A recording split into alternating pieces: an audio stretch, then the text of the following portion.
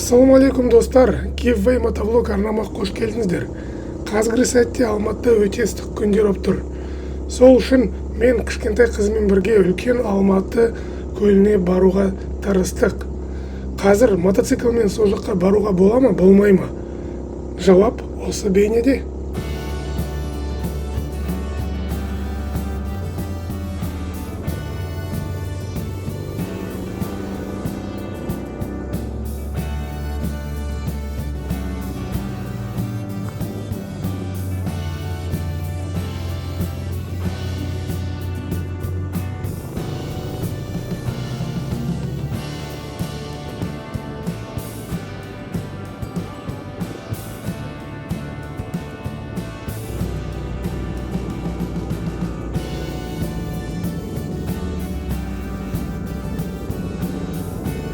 Oh no!